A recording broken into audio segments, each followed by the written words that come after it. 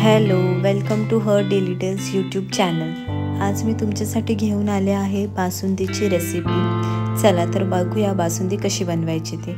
इथे मी 1/2 लिटर दूध घेतलं आहे। ह्याला एक उकळी आल्याच्या नंतर आपण त्याच्यामध्ये टाकणार आहोत ड्रायफ्रूट्स। तुमच्याकडे जे ड्रायफ्रूट्स अवेलेबल असतील ते टाका। मी इथे काजू बदाम कट करून घेतले होते आणि ते आता मिक्स करते। ह्याला छान बॉईल आल्यावरतीच टाकायचं, म्हणजे ते जे ड्रायफ्रूट्स असतात ना ते पण शिजतात त्याच्यामध्ये। आणि आपल्याला ना हे दूध आटवायचं आहे।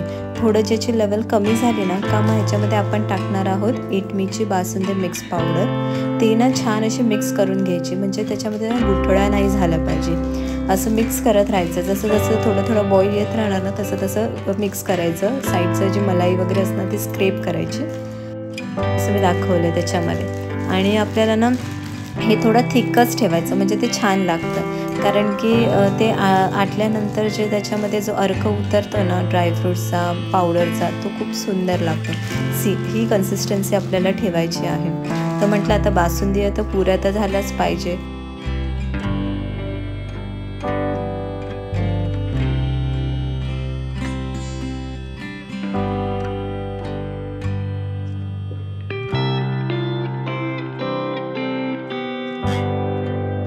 ही खूप इझी आणि इन्स्टंट अशी आहे। तुम्हाला जेव्हा ही मन करेल, जर तुमच्याकडे बासुंदी मिक्स नसेल तर तुम्ही फक्त ड्रायफ्रूट्स टाकले आणि ते दूध आटवलं थोडं तर ते दाटसर होणार, तर तुम्ही तेही तसंही खाऊ शकता।